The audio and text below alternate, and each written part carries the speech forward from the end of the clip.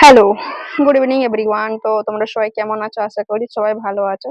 তো আমার মেয়ের দেখো আজকে সমোসা খাওয়ার ইচ্ছে করেছে। মাম্মি আমার আমার সমোসা করে দাও বাড়িতে। কারণ কাল রাত্রে ওর বাবা এনেছিল সমোসা, কিন্তু সেই বাসি সমোসা দুপুরে খাওয়ার জন্য কাঁদছিল। তো আমি ভাবলাম ঠিক আছে, তোমার জন্য আমি সমোসা বাড়িতেই বানিয়ে দেবো। তো এই দেখো আমি সমোসা বানিয়ে দিয়েছি আর এখন খাওয়াচ্ছিও। তো সমস্যার রেসিপিটা তোমাদের সাথে শেয়ার করছি, অবশ্যই ভিডিওতে বানিয়ে থাকো, ঠিক আছে? তো প্রথমে আলু সিদ্ধ করতে আমি দিয়ে দিয়েছিলাম একটা সাইডে। আর এই দেখো ময়দা, ময়দা বাড়িতেই ছিল, তো ময়দা আমি অল্প নিয়ে নেব। আর ময়দার সাথে যে যে মানে জিনিসগুলা দেবো আর কি, সেটা আমি দেখাচ্ছি তোমাদের সাথে। আর ময়দার সাথে আটা ইউজ করব না, শুধু ময়দা দ্বারা ইউজ করব, ঠিক আছে? তো তার জন্য একটু কালো জিরা আছে, দিয়ে পরে তার আগে বলো তোমরা সবাই কে কোথা থেকে ভিডিওটা দেখছো অবশ্যই জানাবে। আর এই যে কালো জিরা দিয়ে দিচ্ছি, একটু নমক দিয়ে দিব, আর একটু খাবার সোডা, আর সাথে একটু তেল আর গরম জল দিয়ে মেখে নেব। আর তার আগে না, তেল দেওয়ার আগে একটু আমি মানে ময়দাটাকে অনেকক্ষণ ধরে ওটাকে মিক্স করব, যাতে একটু খুর খুর খুর খুর টাইপের হয় আর কি। তো আমার অনেকক্ষণ হয়ে গেছে, আর গরম জল দিয়ে আমি এটা মেখে নিয়েছি। আধা ঘন্টার মতন ভিজিয়ে রাখবো, যাতে মানে সফট হয় আরো। আর বাড়িতে আজ ফার্স্ট বানাচ্ছি, কারণ কোনোদিন বানাইনি।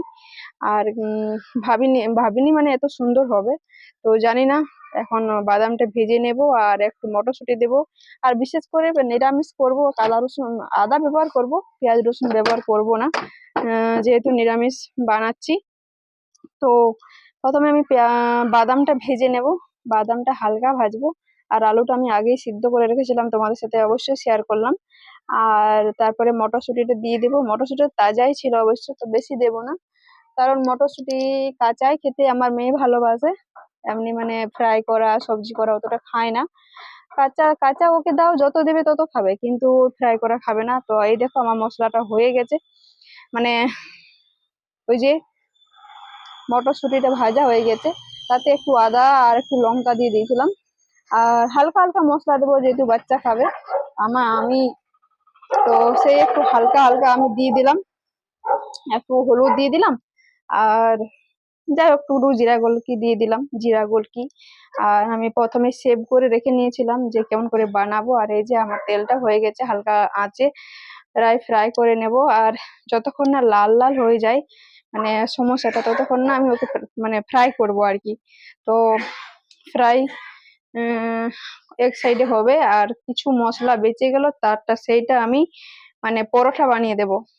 একটু ময়দা আমি বেঁচে রেখেছিলাম, তো ওটার সাথে পরোটা বানিয়ে দেবো। তো এক সাইডে পরোটা, এক সাইডে সমোসা হচ্ছে। আর বাড়িতে প্রথম বানাচ্ছি, কেমন হবে জানি না। তো আমার পরোটার হয়ে রেডি, আর সমোসাটা প্রায় হচ্ছে, একটু লাল লাল হয়ে গেছে, খরা খরা। আর হেভি টেস্টি বন্ধুরা, হেভি টেস্টি, যে কি আর বলবো, যে বাড়িতে এত সুন্দর সমস্যা হবে আমি ভাবতেই পারি না। আর এই দেখো মানে আমি ভেবেছিলাম না যে এত সুন্দর হবে, যে কারণ আমি খেয়ে আমার এত ভালো লাগলো যে কি আর বলবো, একদম মানে এইরকম আমি হয়তো বাইরে কোনোদিন খাইনি। তো যাই হোক, তোমরাও বাড়িতে একবার চেষ্টা করবে, খুব সুন্দর হয়েছিল। আর আমার তো ভালো লেগেছিল, আমার মেয়েরও খুব ভালো লেগেছিল।